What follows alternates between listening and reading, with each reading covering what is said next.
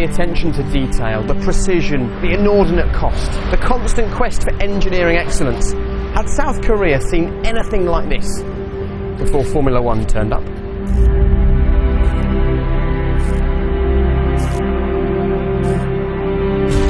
Oh yes, and on a much bigger scale than Formula One.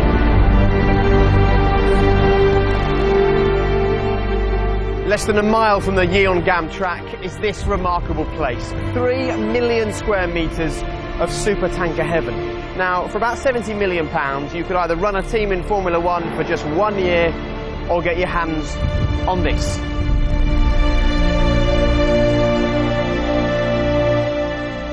$150,000 tonnes of container ship.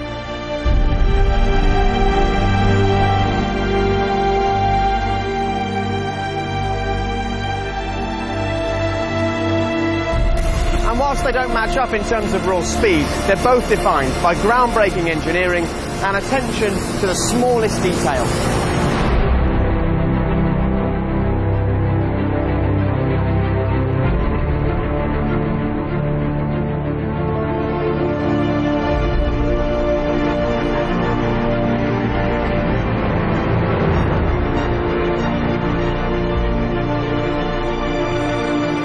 And whether you've spent months building this or designing a car, one thing can make or break your year: the launch.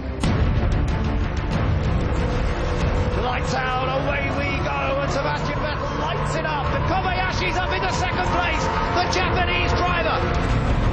And somebody's off already. Is that Alonso? And Webber. Oh, Roman, what are you doing? What a drama this is for the championship leader.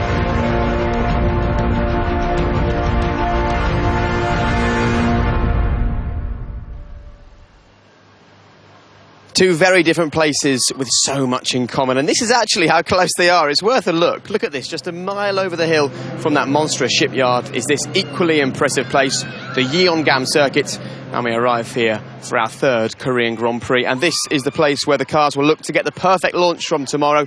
Whilst tomorrow is all about the perfect start, today is all about finding the perfect place to start from. Welcome to live coverage of qualifying for the Korean Grand Prix with me, David.